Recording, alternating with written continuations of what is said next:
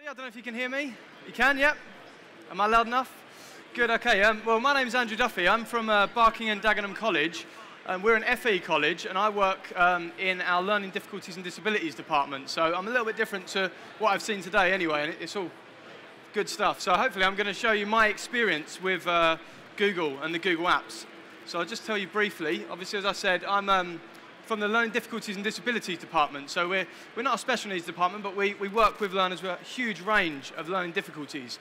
And back in September, I went to our e-learning department and asked if we could use some laptops, which we've got a guy here. I think you're standing up there, John, for us. No.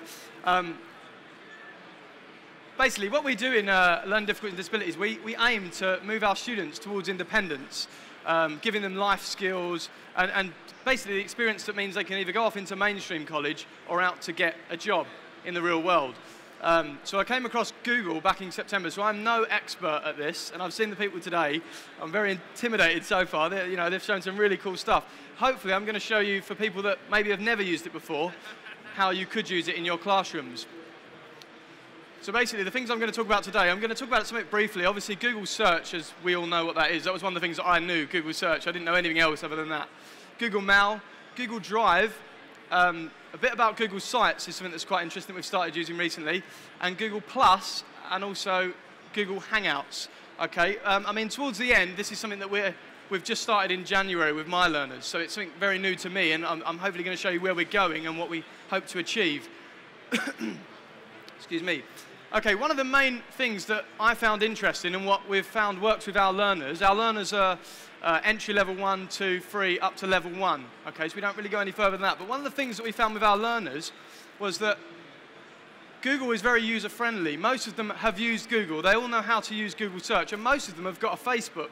So they already know how to use a computer, and they already know how to use Google. So we found Google to be very user-friendly, unlike some of the other things that we have in our college, and it's not to criticize those things, but we use Moodle.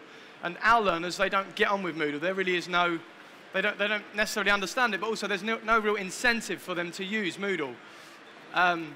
Accessible, the reason for that is that in my classroom, I don't have any computers. We don't have a huge budget in our department. I'm sure every college wants a bigger budget, but we don't have many computers. So we use the Chromebooks, which I've seen a few people use today, obviously, and I saw the guy do the previous talk and saying how they open up in 10 seconds, which for us, I can give these out, the students can have them open and logged in less than a minute. And this is something that we try and sort of encourage, that our learners do log in that time. So it's enough time for me to do a register and they're all ready for class. They can also access it from home, which is something that's very important to us as well. When learners aren't in, they can still access their work from home. I know there are other systems for that, but by getting them onto Google, they already know it, and getting them to learn these Google apps, they can then take that home with them. And it basically engages our learners a lot more than any other software that we've used up until now. The other thing that was key was that we found that Google is real. If we give them a Barking and Dagenham College email address, it's just a college email address. There's no real incentive to use that outside of college. Whereas with Google, we've got, all our students at our college have all got Google email addresses. So that means they can go home, they can use them. And once they're in, obviously I'm sure a lot of you here know, once you're into your Google email address, it gives you access to all this other stuff that I'm going to hopefully go through. Okay, so going back to what we're going to talk about, obviously Google Search, one of the things in our college, our computers, and I could be wrong, they're all defaulted to Bing, the search browser. That's true, isn't it, John? Yeah, all of our computers, when you go on the Internet Explorer, Bing comes up. Now, if you ask our learners to search for anything, most of them, if not all of them, will automatically type in Google into Bing, which is already a search engine. So they type Google in because they feel they know what Google is, they know what it does, and they trust it, okay? So Google Search was never an issue. We got them on that. The next thing was to get them onto Google Email. And we told them all they had this email address, we gave them their logins, and they, after a little bit of time, because in our area, LDD, it's a lot of repetition, okay? The more we can get them logging in, the more they're going to get to understand it and use it. And with Google, using the whole suite the way we are now doing, it gives us that repetition. So Google Mail, just getting them to log in and send an email backwards and forwards, that was fun for a little while, but that's only got so much life. We want to try and engage them more. So the next thing we looked at was Google Drive. And so Google Drive, I hope that some of you are familiar with it, but those that aren't, again, I was new to this in September, and someone told me that these Chromebooks don't have Windows Office on there. They don't have Office. And I thought that was completely pointless. I couldn't understand why we'd have a laptop that doesn't have Microsoft Office. And the reason for that is because when you work on the drive, it obviously works online. All your documents are stored online rather than on your actual computer itself, which goes back to the accessibility, is that our students, once they do a piece of work, it goes onto their Google Drive, and they can access it from home. And a quick example of this, we've got a learner that couldn't attend college. It wasn't necessarily that he was ill, but he had a reason why he couldn't attend college. And we were able to get him to work from home just using the Google Drive and just through emailing. And I'm going to show him at the end if I've got a chance. He basically was off for a month, and he was able to keep up with his work purely through working on the drive at home. And he could do that when he wanted, at whatever rate he wanted to. But the point was he did it without much pushing from us. He just did it. OK, so in Google Drive, for those that aren't familiar, you can do pretty much what you can do on Word. Maybe not to the extreme that you can do on, Office, not Word. Maybe not to the levels that you can do on Office. But again, for our learners, it's enough. What they can use, there's enough there for them. And it is very, very good. OK, so this is something that we use as an activity of our learners. And again, this is about getting them engaged and working together. We gave them a task where they had to, I created a document, and we did this shared document. I'm sure a lot of you here already know this, but for me, again, it was all new, and for those that haven't done it, a shared document, I can create a document, and I can share it with the class of 10 learners. Now, they're all looking at the same document. They're not looking at a copy of a document. They're looking at the same document. So I gave them the document, asked them to open it, and then obviously I told them not to type anything. And then you get the clever students that think they're going to type, and all of a sudden they can see their names pinging up, and they're all writing comments and then realizing that they're all working on the same document. So what we did was we set a real quick task of we're going to write a story. And we went around the class. The students weren't allowed to talk, not because we were just being strict, but because it was part of the fun. They could be anywhere in the world at this point working on that document. And each student, as it went round, had to write a sentence in the story. And then if they made a mistake, we'd use peer assessment for the learners to look at it and say, OK, your spelling's wrong. They couldn't tell them verbally, because we imagine that we're not in the same classroom. They could write a comment to tell them that they'd spelled it wrong. And then very quickly, I mean, it started off slowly, and it took a little bit of time to get going. But once it got going, the students were loving it, because they could literally write in, and it would come up, and they could quickly correct each other. They love telling each other that they're wrong and what they've done wrong. They can also add pictures, videos. I mean, you can keep going with this, but this was just a nice activity that we found, got them using this Google Shared Documents. And for me, I'd never used it before. It was quite exciting to see, and then to think of all the possibilities of what we could do with it. So, I mean, this was just a shot of how you share someone in there. We've also done, again, going back to our Moodle, we have at our college the EILPs, so the Electronic Individual Learner Plans. Again, our students, they didn't really engage too well with Moodle.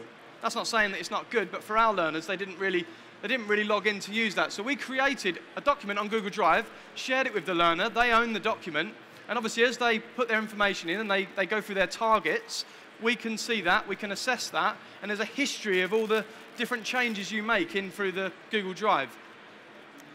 Okay, moving on slightly, the Google+, this is something that we've only really started doing this year.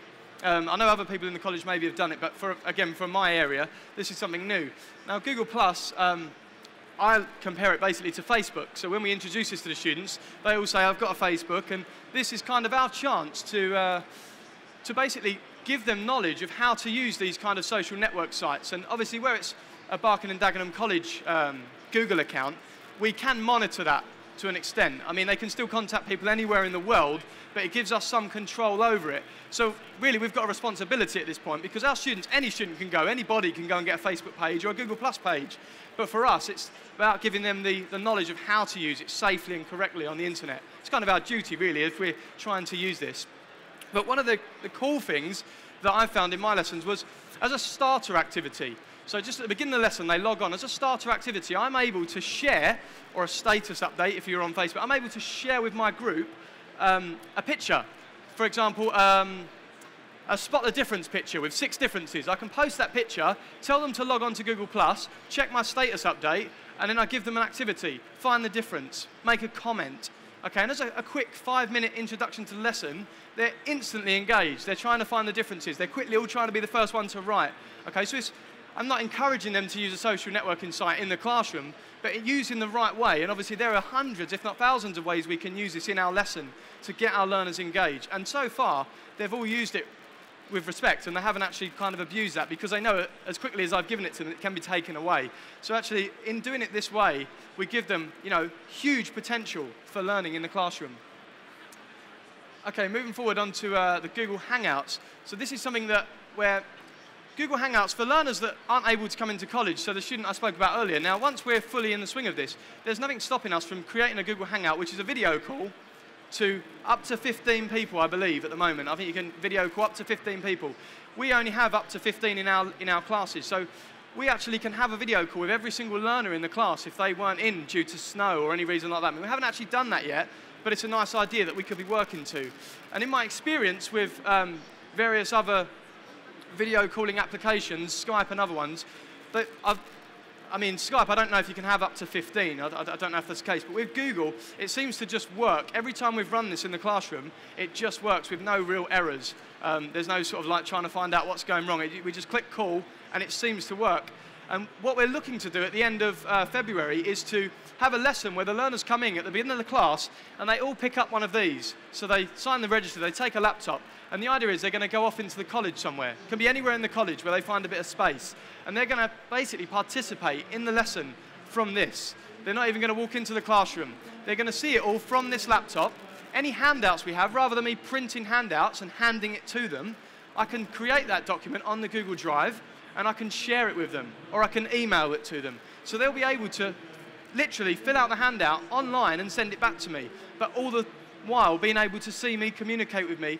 I mean, this is an idea that I'm looking at doing, not to say that we should never be in a classroom, but it's looking at saying, what can we do if the classroom's not available?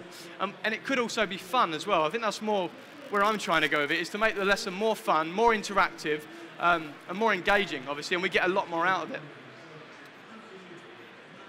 Okay, moving forward, Google Sites is something that, in the college, one of my background is art and design. And basically at the college, I'm responsible kind of for our enterprise within our department, and I try and push that with art and design as well. So in the college recently, we've been given a college shop, the LDD shop, okay, and that shop is strongly around enterprise, but for us it gives our learners the ability to perform real life work experience, and it gives them, those independent skills they need. Now, one of the things that we're doing with this is we created a website using Google Sites. So along the top, you've got your Google Mail, your Google Search, your Google Plus, your Google Sites, everything. We're able to use just this one email address to access all of this information. So at the moment, we're working on this, this LDD shop, and at the moment it says coming soon because we're still working on it. But the learners, once I've shared that Google site with 15 learners, or even more, I could send it to hundreds of learners, they can all work on it at the same time. So I can give one learner, okay, you're working on the products page. One learner, you're working on the contacts page. And they're all able to work individually at the same time on the same website. Now, I've not seen any other kind of package that can allow people to make a real website that can be accessed anywhere, okay, personally, So I'm going to give you just a quick demonstration of the website.